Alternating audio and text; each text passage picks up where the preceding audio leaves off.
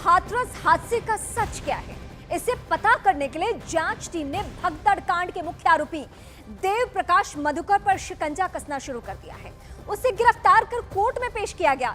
इसके बाद 14 दिन की न्यायिक हिरासत में उसे भेज दिया गया। उधर न्यायिक जांच टीम ने कल हाथरस का दौरा किया और घटनास्थल के पास पहुंची। आज ये टीम फिर हाथरस में जाएगी और लोगों से घटना को लेकर बातचीत करेगी। जबकि बाबा को दान देने वालों पर भी बड़ा पर्दाफाश हो चुका है। बाबा के मैनपुरी आश्रम में दानदाताओं की लिस्ट लगी है। इस लिस्ट में उन लोगों के नाम नहीं है जिन्होंने 10,000 से कम दान दिए हैं, यानी 10,000 से ऊपर की राशि जिनकी है उनकी लिस्ट यहाँ पे लगी हुई है।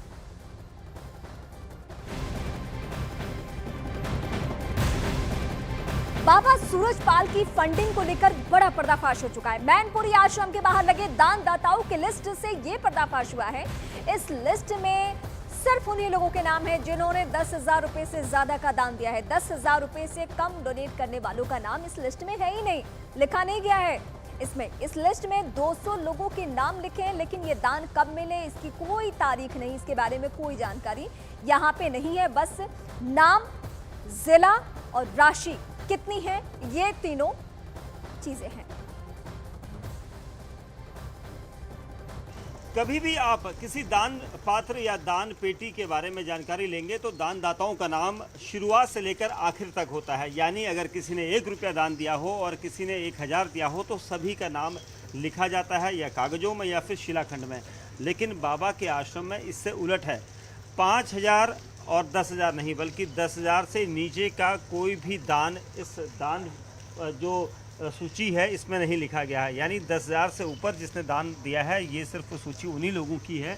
और ये वो लोग हैं जो बाबा के इन आश्रमों को फंड करते हैं या इन्होंने दान दिया है।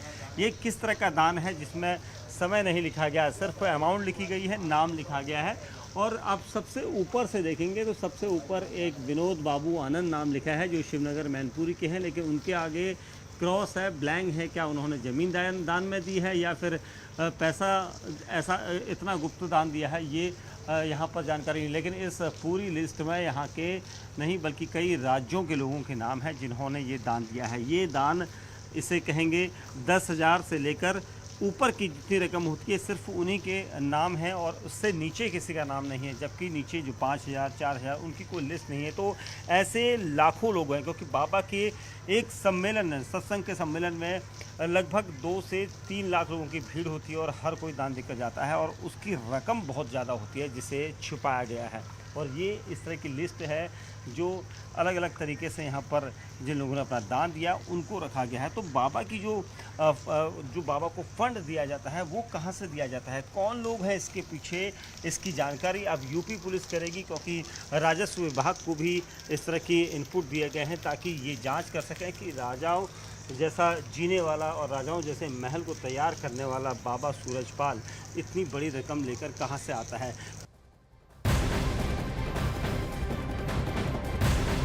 बाबा सूरजपाल का करोड़ों का साम्राज्य सवालों के घेरे में है। सवाल ये उठ रहे हैं कि क्या बाबा ने गुपचुप तरीके से मिले चंदे से अपनी सल्तनत तैयार की है। न्यूज़ 18 इंडिया को भी इसे लेकर अहम जानकारी हाथ लगी है। बाबा के मैनपुरी आश्रम में चंदा देने वालों के नाम लिखे गए हैं।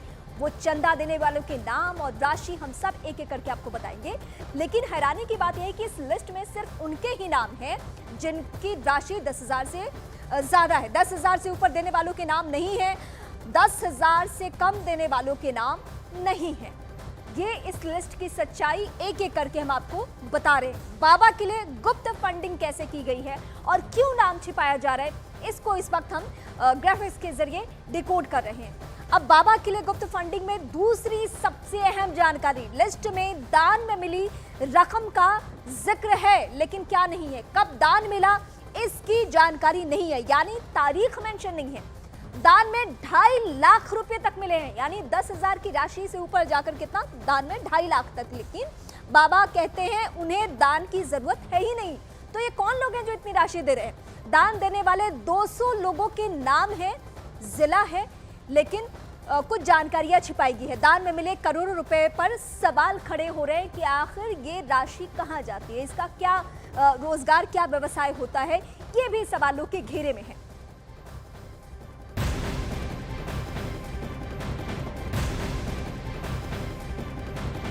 बाबा सूरजपाल की सुरक्षा को लेकर बड़ा पर्दाफाश हो गया है। बाबा सूरजपाल सुरक्षा के कड़े पहरे में रहते थे। उनकी सुरक्षा में प्लाटून कमांडर की टुकड़ियां तैनात रहती थी।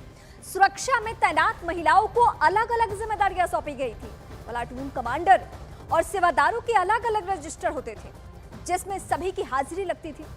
कमांडरों की वर्दी पर लगाने के लिए बैच और आईडी कार्ड भी होते थे। अब उसकी भी जानकारी इस वक्त हम आपको दे रहे हैं। इसमें महिलाएं भी होती थी। हम आपको कुछ ऐसे दस्तावेज दिखाएंगे जो कि बाबा से जुड़े हुए हैं। जब भी बाबा अपने प्रवचन के लिए सत्संग स्थल पर जाते थे, तब उनके आगे पीछे कुछ टुकड़ियां चलती थी जिनको अलग अलग नामों से जाना जाता था। हम आपको ऐसे एक्सक्लूसिव दस्तावेज दिखाएंगे जो बाबा से जुड़े हुए हैं, जो यही कथा स्थल के पास में पाए गए हैं। मैं आपको दिखाऊंगा कि आप देख सकते हैं कि ये एक कार्ड है जिस पर जल सेवा लिखा हुआ है। ये कार्ड पुष्पा का है, पुष्पा, और जो कि मथुरा की रहने वाली हैं। ये नारायणी सेना की कार्ड है, नारायणी सेना से जुड़ी हुई महिला हैं। और भी मैं आपको ऐसे कई अहम कार्ड दिखाऊंगा जो बाबा की सेना में रहते थे। ये आप देख सकते हैं, ये कार्ड है जिस पर लिखा हुआ है सुरक्षा सेना। ये बाबा की सुरक्षा सेना में तैनात मीरा देवी का कार्ड है जो कि हाथरस का है।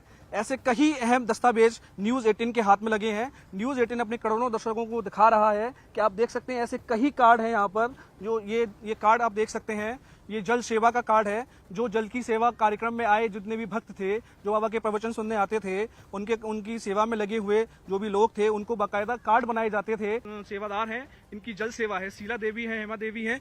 इनमें से तमाम ऐसे लोग हैं जिनकी इस दुर्घटना में मौत हो गई है।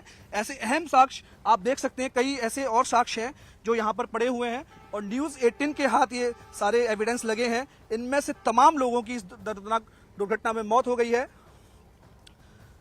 ऐसे तमाम एक्सक्लूसिव तस्वीरें हम आपको दिखा रहे हैं। सुमित शर्मा, न्यूज 18, हाथरस। यानी साफ है कि किसी भी सत्संग में या आश्रम में बाबा सूरजपाल के पास पहुंचना आसान नहीं था। बाबा सूरजपाल की सुरक्षा व्यवस्था की पूरी जिम्मेदारी उनकी प्राइवेट आर्मी की होती थी। बाबा सूरजपाल की सुरक्षा में प्लाटून कमांडर की टुकड़ियां तैनात होती थी। सुरक्षा में तैनात महिलाओं को अलग अलग जिम्मेदारी दी जाती थी। प्रवचन के दौरान जेल सेवा की टुकड़ी तैनात होती थी। सुरक्षा सेवा की महिलाओं की जिम्मेदारी प्लाटून कमांडर की होती थी। ये आप देख सकते हैं, ये कार्ड है जिस पर लिखा हुआ है सुरक्षा सेना। ये बाबा की सुरक्षा सेना में तैनात मीरा देवी का कार्ड है जो कि हाथरस का है। ऐसे कई अहम दस्तावेज न्यूज 18 के हाथ में लगे हैं। कार्यक्रम से पहले भी सुरक्षा सेवादार महिलाओं की रजिस्टर में हाजिरी लगाई जाती थी। प्लाटून कमांडर और सेवादारों के लिए अलग अलग रजिस्टर होते थे और सेवा में नहीं पहुंचने पर फटकार भी लगती थी। बाबा सूरजपाल सुरक्षा के कड़े घेरे में रहता था। पुलिस की तर्ज पर उसे सुरक्षा दी जाती थी। सत्संग के लिए बने पंडाल में पहुंचने तक सुरक्षा का कड़ा पहरा हो रहता था।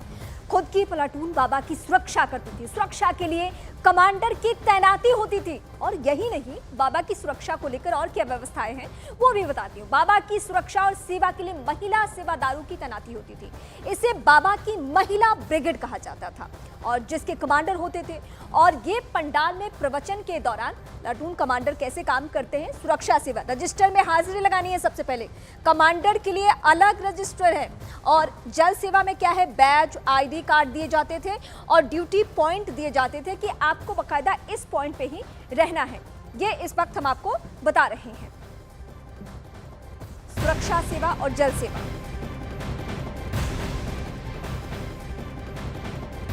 न्यायिक जांच आयोग की टीम ने हाथरस के घटनास्थल का मुआयना किया। ये टीम आज हाथरस के लोगों से मुलाकात करेगी और हाथरस और हादसे को लेकर सवाल करेगी। इससे पहले जांच आयोग की टीम ने घटनास्थल के निरीक्षण कर कई सबूत जुटाए।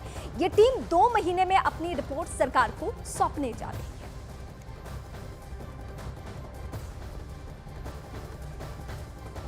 अभी तो निष्कर्ष हम कोई नहीं निकाल पाएंगे। पूरी मैप के साथ सर आप देख रहे थे, क्या कुछ एंगल? हाँ, हमारे पास है, हम एंगल निकालेंगे तब शायद आपसे कुछ शेयर करें। अभी तो ऐसा कुछ नहीं। All the members are here. हमें नहीं मालूम अभी क्या एविडेंस हमारे पास आ रहा है। जिससे भी जरूरत, आप लोगों से जरूरत होगी तो उससे भी मदद देंगे। न्यायिक जांच आयोग की टीम ने हादसे वाली जगह पहुंचकर हर एक चीज का मुआयना किया। इलाहाबाद हाईकोर्ट ने रिटायर्ड जस्टिस ब्रिजेश कुमार श्रीवास्तव, पूर्व IAS हेमंत राव और पूर्व IPS भवेश कुमार सिंह सुरक्षा में हादसे वाली जगह पहुंचे थे। ये टीम जहां सत्संग का पंडाल लगा था वहां भी गई और मुआयना किया। कहाँ पर वो जो समागम उनका हो रहा था वो कहाँ हुआ, तो we will have our own influence in the light of the documentations. क्या जलभराव की वजह से कुछ? देखिए अभी तो निष्कर्ष हम कोई नहीं निकाल पाए। अभी तक जांच आयोग की टीम किसी भी निष्कर्ष पर नहीं पहुंची है। टीम का कहना है कि अभी सबूत इकट्ठा किया जा रहा है, जरूरत पड़ने पर और भी लोगों से पूछताछ की जाएगी। जिसको भी हम जरूरत समझेंगे, छोटे से बड़े इंक्लूडिंग जिससे भी जरूरत समझेंगे सबसे पूछ लेंगे। न्यायिक जांच आयोग की टीम हादसे वाली जगह पर करीब 40 मिनट तक रही। ये टीम आज हादसे को लेकर जन सामान्य से मुलाकात करेगी।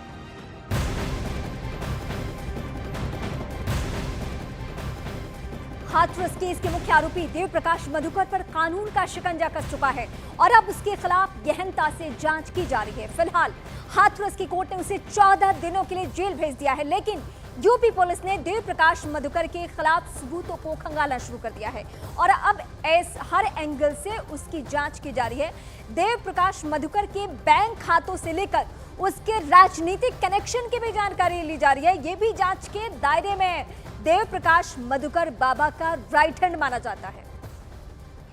देखिए अभी इनके विस्तृत बैंक खातों की डिटेल्स खंगाली जा रही है, पत्राचार करा जा रहा है, आयकर विभाग से बातचीत करी जा रही है, राजस्व विभाग से जितनी भी चल अचल संपत्ति है उसके बारे में बात करी जा रही है और जो कोई भी इस पे राजनीतिक दल इसमें अपने राजनीतिक कारणों से या निजी कारणों से जुड़ रहे हैं, उनके खिलाफ कठोर से कठोरतम कार्रवाई की जाएगी।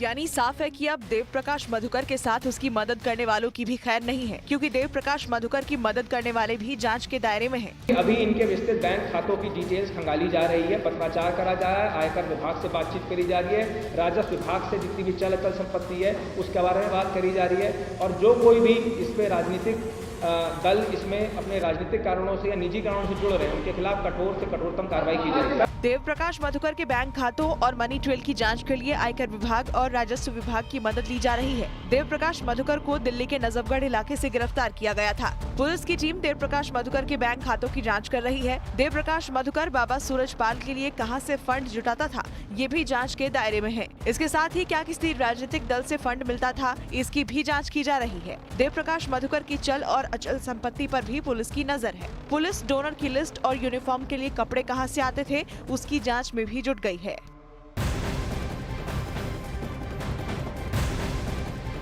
श्री राम जन्मभूमि तीर्थ क्षेत्र के मुख्य पुजारी आचार्य सत्येंद्र दास ने बाबा सूरजपाल पर बयान दिया। उन्होंने कहा कि हादसे की सारी जिम्मेदारी बाबा सूरजपाल की ही है। जांच में वो दोषी पाए जाएंगे और उनकी गलती को माफ नहीं किया जा सकता है।